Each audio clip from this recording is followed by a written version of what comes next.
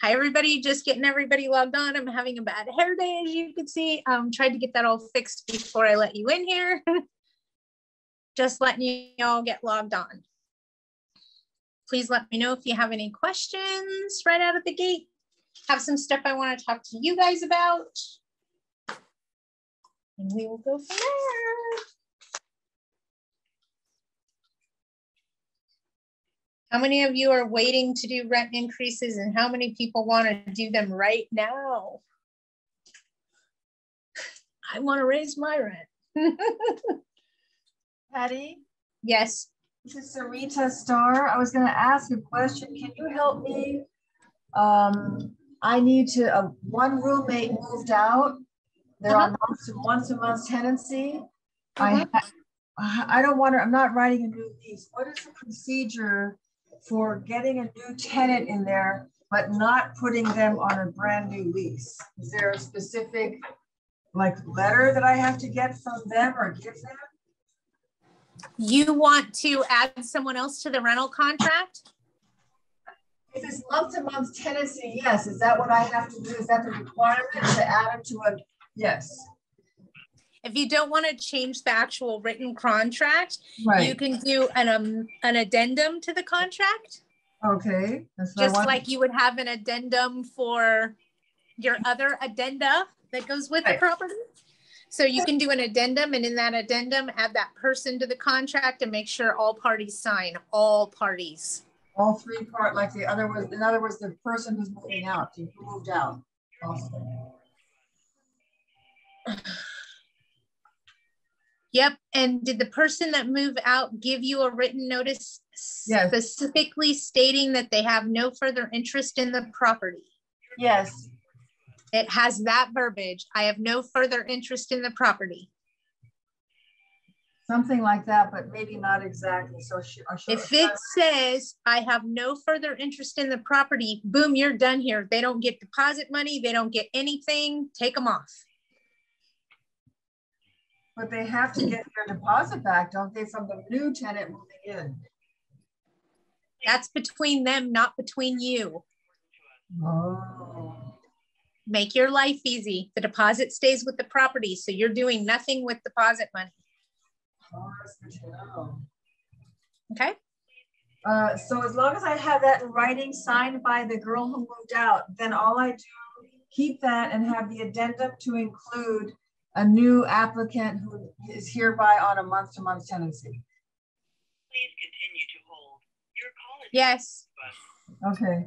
And make sure it's signed by all parties. Right. Does anybody else have anything they want to ask?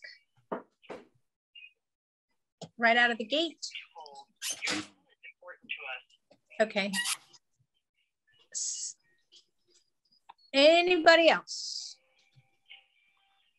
Nobody? Okay, let's talk about some things we can do. I know everybody's getting excited. We're getting to the end of the year. Just so you know, I think I'm doing an AGLA webinar on what 2022 is bringing us mid this month. So I want to say the 16th or so. You have to check AGLA's schedule if that interests you. I want to talk a little bit about what we can and what we can't do right now. As far as rent increases, I know I get a lot of questions a lot of times regarding rent increases, and you guys have all heard me say, if they've paid you throughout the pandemic, don't reward their great behavior right at hello with a rent increase. For those of us that are dying and struggling, we can do rent increases in LA City, LA County. It just depends on what you're doing and how you're doing it. In some areas, we cannot. Example, RSO, forget it until 60 days after the state of emergency expires. Currently, the state of emergency is in place until the end of this month. I have to remember today's the 1st of December, so we're at the last bit of 2021. It expires at the end of this month. It will most likely be extended. My guess is at least another 6 months, if not another year. Who knows? That's the state of emergency, just so everybody knows. Mike Brennan said we could increase rent in incorporated cities in LA County. You said no. Hold on and I'll read it. Rent increases in LA County. Unincorporated, no rent increases until the expiration of the state of emergency. Incorporated cities, yes, unless you have a restrictive moratorium like Santa Monica, West Hollywood, Pasadena, one of those, okay? Properties under RSO cannot do rent increases until 60 days after the state of emergency expires. I hope that answers your question.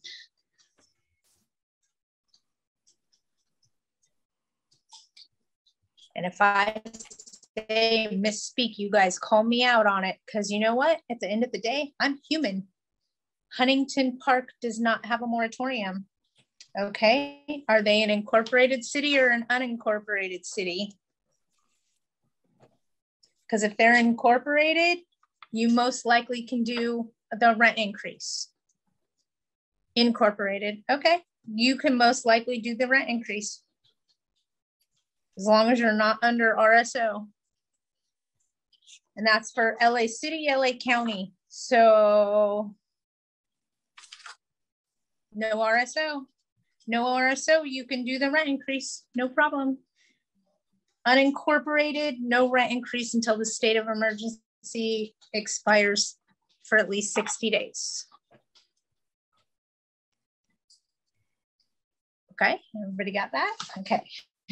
Moving right along, I'm gonna see, there was a couple of things I wanted to bring to your guys' attention. That was one of them. I'm looking for my note. Does anybody have anything else they wanna ask me? I gotta keep looking over, sorry. I'm looking for my note and I can't find it. I think it's in my other notebook. Right? Rent increases for the city of San Diego. Let me see. I don't think you can do much in city of San Diego. It works like city of LA. Do we have any update on San Diego rent increases? I don't see anything on here. I will have to check into the city of San Diego and get back to you. The whole county of San Diego is currently under a moratorium. And I will find that on. I tuned in to hear you. I didn't bring my microphone. I turned in to hear your take on the impact of the new Omicron variant. Well, Geraldo, no, I'm kidding. Here's my opinion on the new Omicron variant.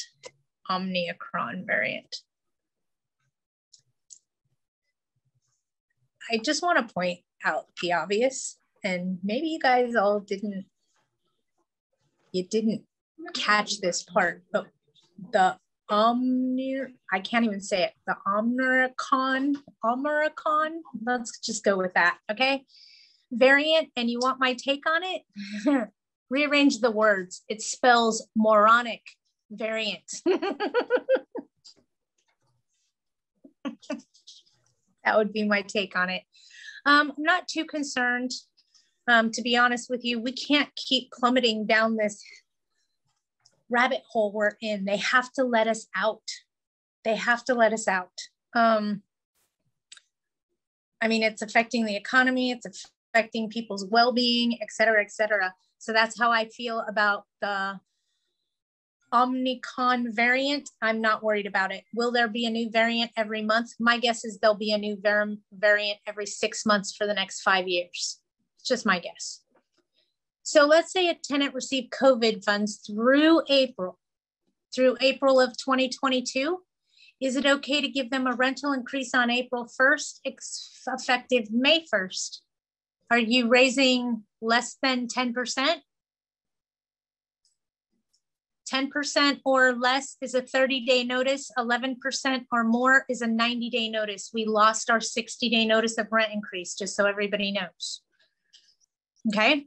And to answer your question, Val, as long as you, to answer your question, yes, as long as you stay under 10%. If you go over 10%, you're going to have to do it as a 90-day notice. Hi, Patty. How are the courts doing with non-payment evictions for October and November? I don't think we have any cases that have gotten that far. Let me check with Brittany really quick. Do we have any non-payment of rent cases that are actually at trial or anything yet from October from the covered period of AB 832? I think we probably have a couple, maybe not a trial. We're not at trial yet with those cases. So Diana, I love you, but I can't answer your question. We don't know yet. We're going that direction. We just don't have an answer for your question. Yes, there will be a new variant every month. I'm sure there will be. I mean, it is what it is. We just got to focus on reopening and getting back to normal. It's really messing not only with our tenants, it's messing with us. Okay, I've had enough of it. I'm done. Game over. I hope that it leaves us behind. And in 2022, for the most part, we can pick up the pieces and continue to move forward. Again, we're faced with the state of the economy and where we are with the housing market and supply and demand. We got a lot of moving pieces to our house of cards. And if I could tell you one thing, it's hope for the best, prepare for the worst, and in the middle, we'll all survive. Okay? We will all survive. Politicians don't care if we're exhausted by it. You're absolutely correct. Population control at its finest. I mean, it is what it is. We can't fix it. We can't change it. We can't make it go away. We have to accept it, deal with it, and move on to the best of our ability. For those of you that are needing to file small claims cases for rents that were owed during the COVID protected period or the transitional period, go now, run. We anticipated seeing a big influx in small claims, thought everybody was going to go file their case. If it's something you need to do, go ahead and do it. The courts are not as inundated as we thought they would be from small claims court case filings. That's a lot of words with the letter C at the beginning. Sorry, that's the way my brain works. We're not seeing the courts being inundated with small claims cases. So in the event that you have something that needs to go to small claims, go ahead and send it over. We're not seeing a big influx there, just so you know. And I keep telling everybody our first trade show's coming, so make sure you're signing up and paying attention. That's going to be the AGLA and Apartment Investors Club trade show in Pasadena in March. So keep your eyes open. Getting back to business, folks. Let me see if April's on here today. She might not be. Does anybody have any problems or questions, with the exception of Clifford, because I know he does currently, with applying for the funds, getting funds, things along those lines? If anybody needs help with that, let me know. One tenant is applying for future rental assistance. They are current with no lates. Will the state contact me? What happens when a tenant applies versus us, the landlord? The tenant can apply. If the landlord doesn't apply, the tenant may only get a portion of it, if anything, anymore. I don't think they're just going to let tenants apply. Mostly the portal is open now to help landlords. And it used to be if the tenant applied and the landlord refused, then the tenant would be given the 25%, and that was that. Well, that 25% thing ended on September 31st of this year. Okay, so as it sits for October, November, and going forward, the full amount of the rent is owed. So if you still have a tenant that's paying you 25% and smiling about it, you may want to politely inform them that that portion of the transitional period ended at the end of September and is no longer in place. Okay. And the reason I say that is if you still have a tenant that's only paying you 25% right now, chances are they don't qualify for the government funds and they're just trying to use a loophole to benefit their financial being. Okay, let's see what you have to say. It's been over a month since funds were approved. It normally took a month to receive funds. It's been 6 weeks now. Call them and tell them you're still awaiting payment and how long it's been and how much longer should you anticipate the wait, because you're hoping that your unit doesn't foreclose before they pay you.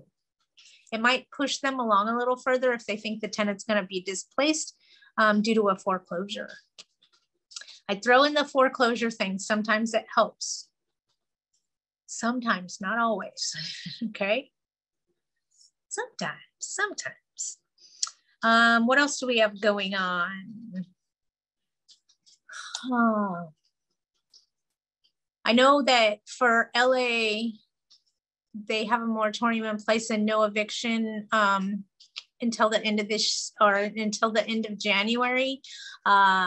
One of the attorneys has let me know that that will most likely be extended to the end of March so that it mimics the state law. Just trying to make sure you guys know that. And for those of you that missed us last week, a quick 15-minute meeting about fires and turkey fires and oven fires and fryer fires. That makes sense. The turkey fryer fires. I have a funny story for you. So I got a call at the law firm here yesterday from a client that had a fire. And I said, oh, did you mention anything to them about cooking or something along those lines? And she said, no, I didn't talk to them about them cooking. Come to find out, it was an electrical fire, had nothing to do with Thanksgiving. I made an assumption. So just wanted to share that with you guys. Don't assume anything ever. It makes us look bad. But I assumed it was something to do with cooking Thanksgiving dinner. It was an electrical fire, so no issues. They say it's up to the state to pay. Well, I'm telling you, call them and let them know. I know it's up to the state to determine when they're going to pay me. However, if they don't hurry up, I'm not going to own the unit anymore. Sometimes that pokes that worker a little bit and lets them know, ooh, we better do something sooner rather than later. I'm trying to think if there's anything else specific that I wanted to talk to you guys about. And I'll know a lot more probably in the next 10 days. We should anticipate law changes at the beginning of January. We get that every year. Last year, we were not hit hard by new changing laws at all. And it's usually every other year is what I've noticed. So one year we may have 3 or 4, and then the next year we'll have 20 new laws. So I see the pattern of it's a small law change year, it's a big law change year.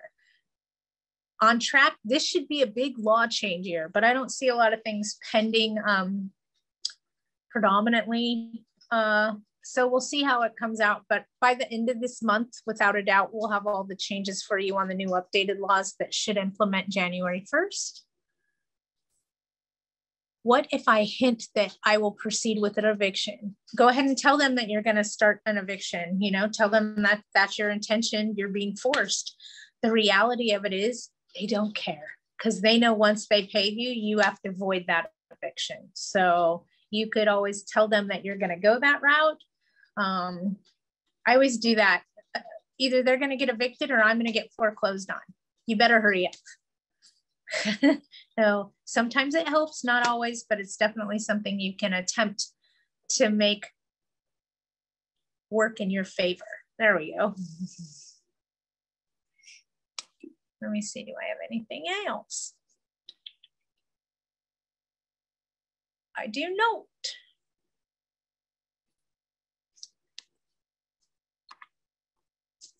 So we talked about rent increases. There's some eviction restrictions right now, mostly in LA County. Hold on, I'm letting people in still. I know how to do this. Admit all. There we go. Admit, let them in. All right. So we were just finishing up this meeting for those of you that are joining us. So if you have something to ask, please type that in the bottom. In the chat feature, here we go. Can I spend a minute about a live-in aid and what can I ask them? I will give you 4 minutes on a live-in aid. Take a deep breath and please pay attention to what I'm telling you. We're going to call them a caregiver, okay? You need to understand that a caregiver is an employee of the tenant. They are not your resident. You don't want to add them to the lease per se, because then they become a tenant. Remember, they're an employee for your tenant. End of conversation, okay? Try to keep that in mind. You don't discuss rents owed. You don't discuss anything with them. They are not your tenant, okay? Think of it as a hairdresser that comes to someone's house and does their hair for them at their house. Same concept. We wouldn't build a relationship with them. We don't want to build one with your tenant's employee. The caregiver is the tenant's employee. And the reason that I keep saying it that way is once that caregiver, or if that caregiver decides that they're going to challenge you, we can tell that tenant of ours that they need to replace their caregiver with one that doesn't affect the right to quiet enjoyment of our community. So at hello, don't start a communication trail with the caregiver. They're an employee of your tenant. Okay? Don't talk personal business with them. Don't talk rents with them. Don't talk anything with them. Think of them as an employee of your tenant, whether it be their, help me out, what other things, a mechanic. I'm trying to think of what a tenant would hire an employee for. A mechanic, basically they're there to do their job. And you and them do not have a relationship. So we don't want to add them to the lease. We don't want to talk to them about pertinent information regarding the tenancy, because they're not a tenant there. That help? Do I need to keep going down this rabbit hole, or are you following what I'm telling you? We don't want to make them a resident. Okay, this is what I want. Oh, Val, you always have something that makes me laugh. I have an old cranky tenant who only pays $550 for a very small unit. He uses the wood outdoor covered patio area to grow his plants, lots of them.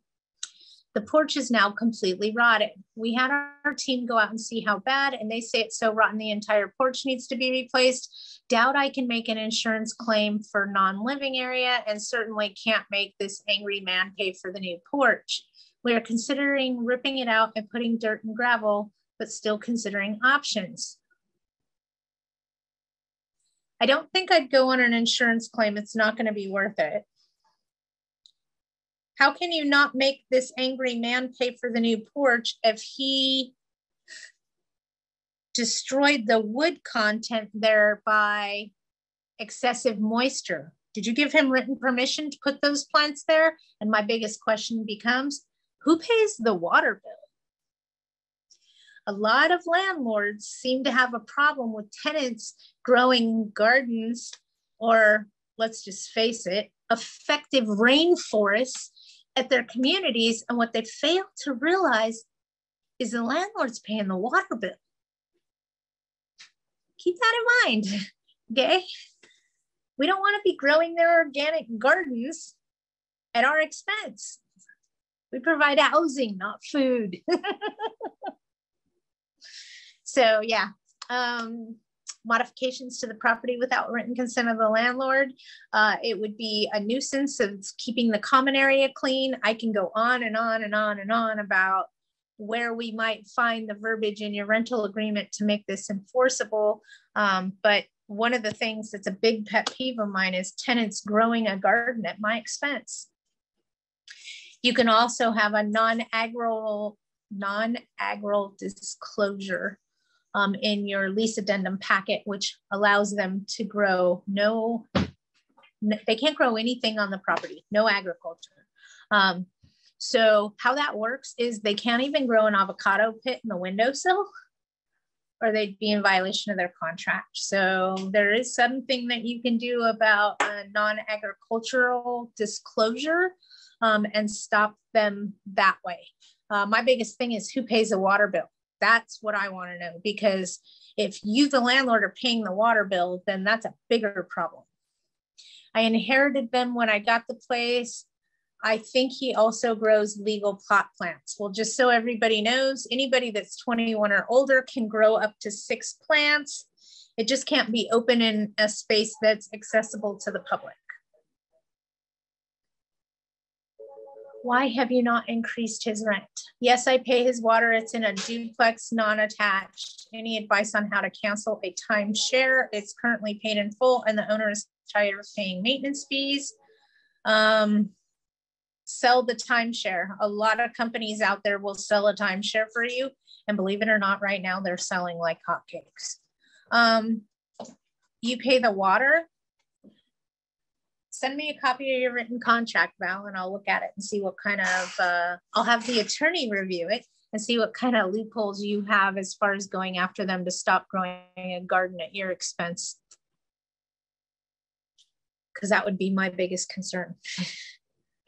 Sadly, I fired the old manager and, hold on, I gotta open this. You have no contract, so you have an oral agreement. You're in Kern County, yes? On this property? Do a 30-day notice of change of terms of tenancy. Make the terms of tenancy your new written rental contract attached. I know you're gonna want me to say that again. I already know. Prepare your new written rental agreement month to month. Also prepare a 30-day notice of change of terms of tenancy. What terms are you changing? The new written rental contract attached. It's a way to go from an oral agreement to a written agreement. Make sense? You need to keep the 30-day notice of change of terms of tenancy because that's what's going to implement that new lease to be in effect. You can't do this in every county, people. Please do not follow suit. I specifically asked her where her property was located, okay?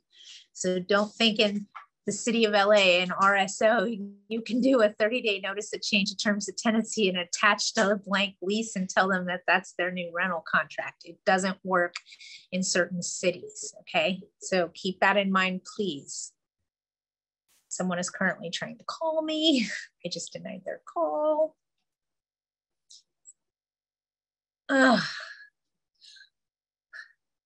It depends on what you're speaking of regarding a rental agreement. Can I help you determine what addenda you might need for process and procedure? Yes, I can help you with that. If you're looking for legal advice, I can't help you, but the law firm that I work for can. So I got to be careful how I speak, okay? How many units do you have? Because you want to draw up a lease contract. Why not just use AGLA, or you have 2 units? Why not join AGLA or something along those lines? Because their lease contract's decent. It's not bad. Ouch, that hurt. Yeah, if you just have a couple of doors, usually when you hire somebody to help you draft up a lease contract or a rental agreement, oh, you have CAA, okay. If you're also included in their notices, go up to notices and you can pull them down. They have a drop-down list. California Apartment Association does, and they have a list of every document you could possibly need, and you can put together a lease packet through there. If you need help figuring out which documents you need to use, I would be more than happy to help assist you in process and procedure with that. Can't give you legal advice. Usually your apartment association works great for something like that. Usually people that need an attorney to help them draft a new rental contract would be your corporations, corporate America. Your big property management companies usually have their own rental agreement contracts. So usually they use an attorney for that for the most part. Us little mom and pops, we tend to use apartment associations. And they vary from association to association. Like I said, AGLA, AOA, CAA, they're all dialed in together. And it looks like you belong to more than one of them. So that's cool. But yeah, if you need help looking at, because I get that it's overwhelming sometimes when you log on and they have a list of addenda that's yay big and you're like, which one do I need? I'd be more than happy to help point you in the right direction and make sure you get the proper disclosures for your property.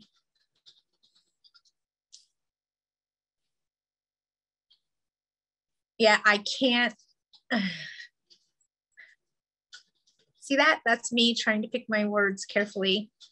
AOA isn't a bad deal. I mean, it's $79 and you get a start on what you need. Gives you an idea, if you will. Somebody like California Apartment Association, AGLA, they're involved with the National Apartment Association, which has a PAC fund, which sends funds from your membership dues to Sacramento to help fight against these ludicrous laws that hinder us as landlords. So I couldn't encourage you more to belong to an apartment association or contribute to their PAC fund. It really does help fight legislation and fight these ludicrous tenant laws. It really does. So with that being said, I tend personally to go with an apartment association that has a PAC fund, isn't strictly for profit, and works on a national level. Now, you know, I went, don't want to bash anyone. It's not my forte. I used CAA for years, currently use a cross of documentation from AGLA, CAA, it just depends. I don't want to say they're all the same because they are not. So it just depends on what works for you better. All right, does anybody have anything else? We'll cut things a bit short today.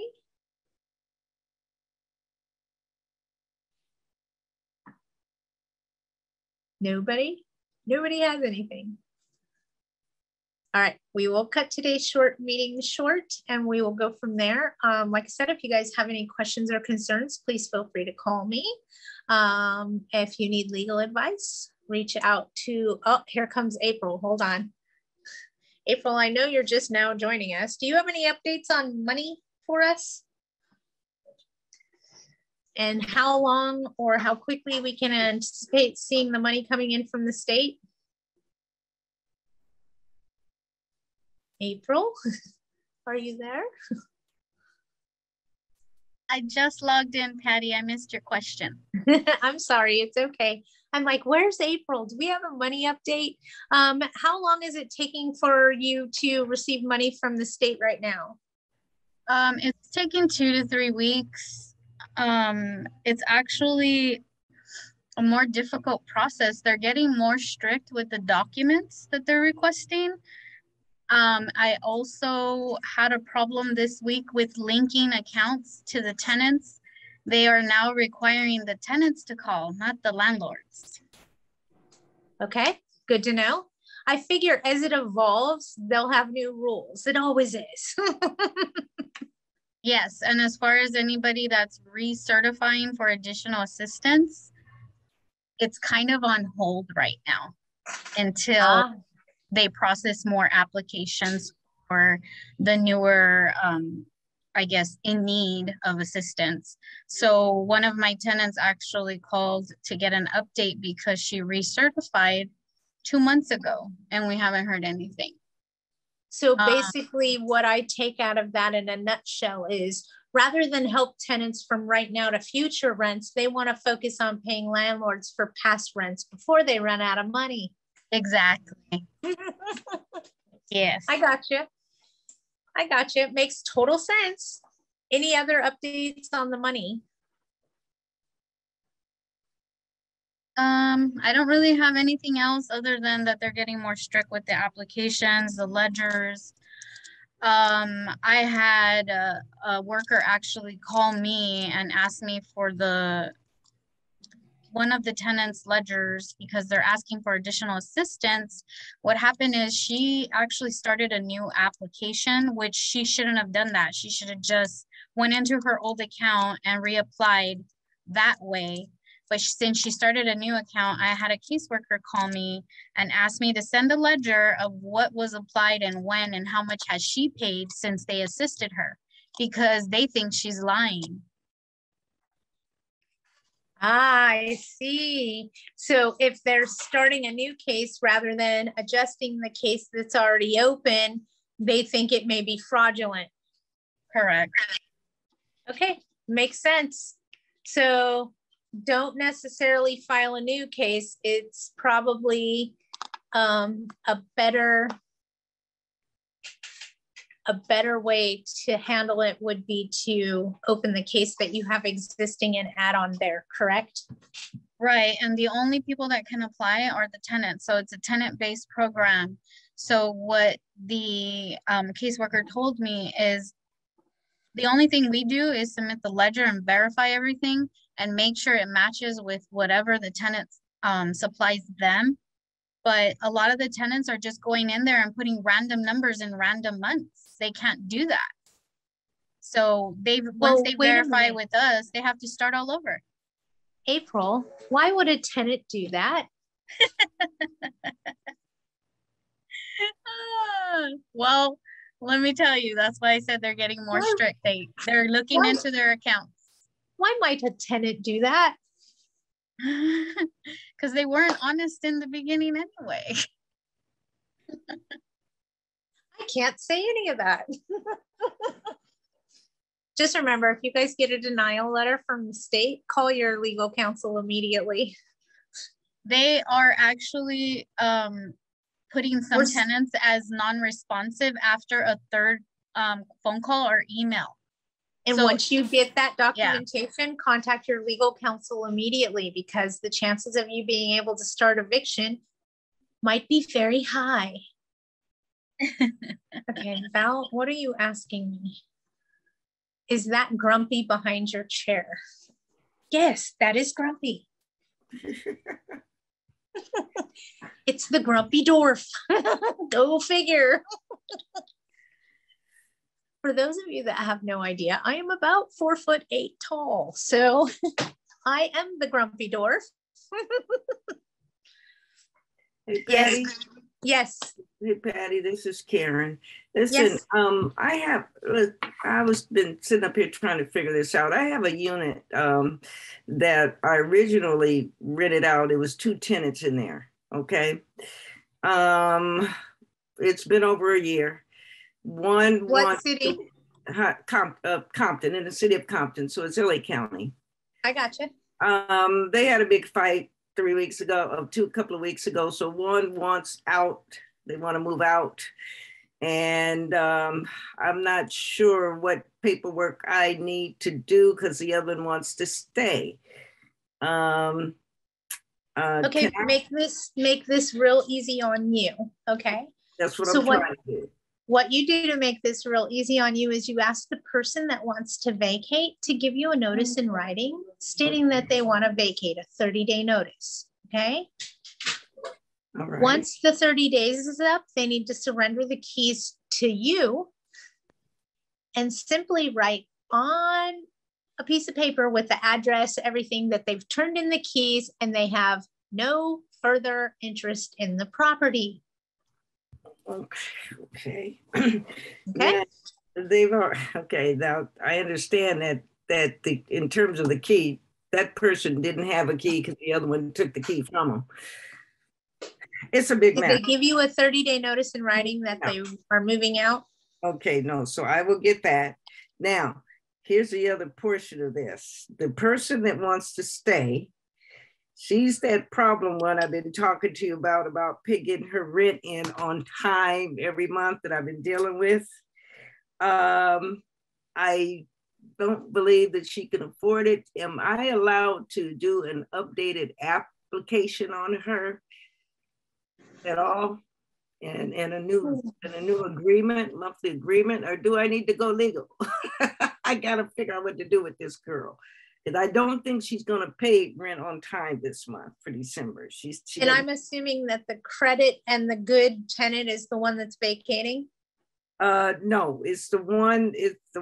No, the good tenant is the one that's vacating. I don't think either one of them are good. Yeah, the one that neither one of them are quote unquote good.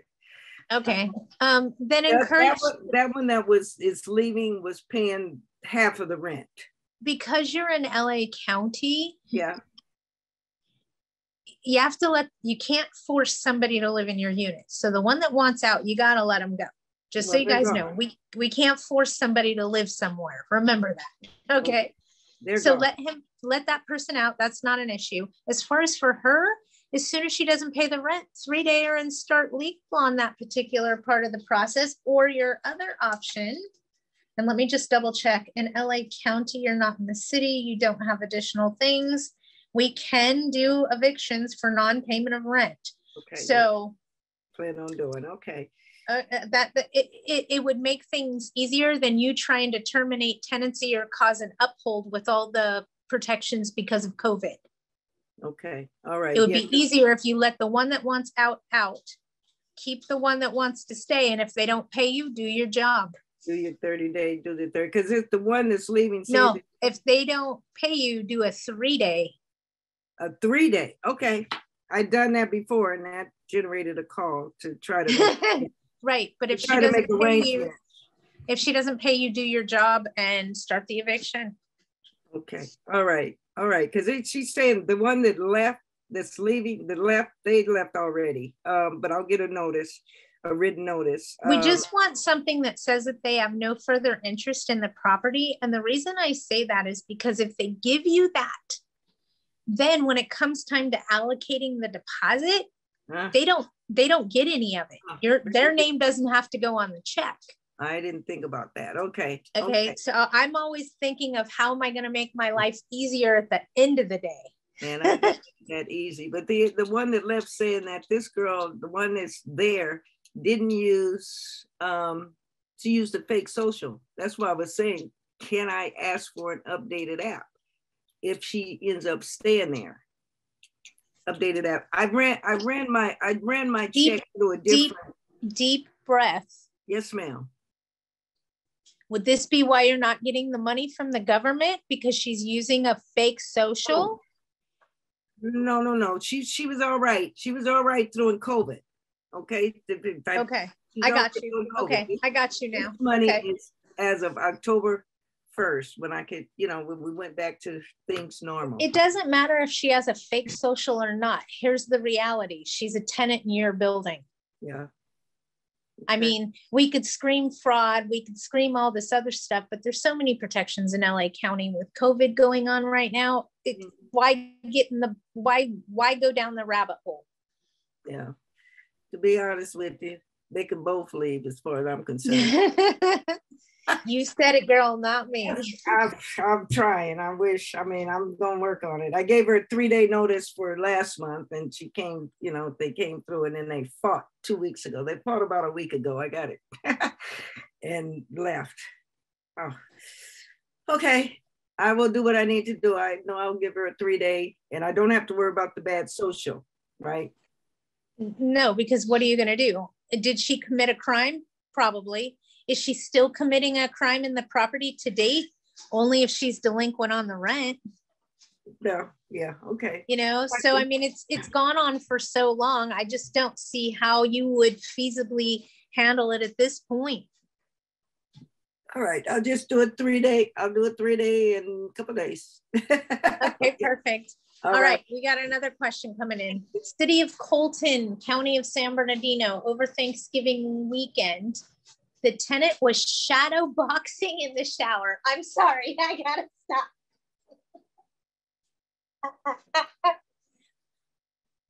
I'm only laughing because you guys, we can't make this stuff up, okay? Shadow boxing in the shower. Hold on, I gotta read this so my coworkers can hear me. Over Thanksgiving weekend, the tenant was shadow boxing relaxing in the shower and accidentally punched a hole in the fiberglass shower wall.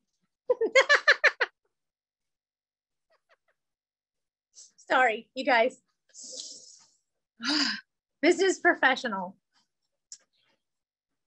How should we repair? The cost to be allocated and applied? May it go into the, it may go into the 1,000. How much time do we have to repair? Was already thinking about increasing the rent before the incident. If I do it in January of 2022, would it be considered retaliatory? You can raise rents now in County of San Bernardino. There's no restrictions. So raise your rent. They're responsible for this. Do they have insurance? Oh, wait a minute. I'll say it again. Does your tenant have renter's insurance? And everybody listening, did that just come full circle of why we want them to have renter's insurance? Look up a company called Miracle Method. And you're welcome. They do resurfacing, reglazing of fiberglass enclosures, countertops. Everybody listening? Miracle Method. They're throughout Southern California. They do amazing work. I had a countertop that a tenant, Corian counter for mica, whatever, El Crapola countertop in a kitchen, and a tenant set a pot on there and it melted my countertop. Melted. Miracle Method came in and did some Bondo thing and then resurfaced the whole countertop. It looked like granite when they were done. It was not granite. And it wasn't fairly expensive. I want to say it was like, I would guess that it would be about $1,000. No renter's insurance. I have landlord's insurance though. Don't call your landlord's insurance. It's probably not worth the expense. Contact Miracle Method and see what they say. If you have to replace the entire enclosure or if you can resurface it, you get to decide whether you want to repair it or replace it, depending on the extent of the damage, and bill that back to your tenant. What city is the property located in?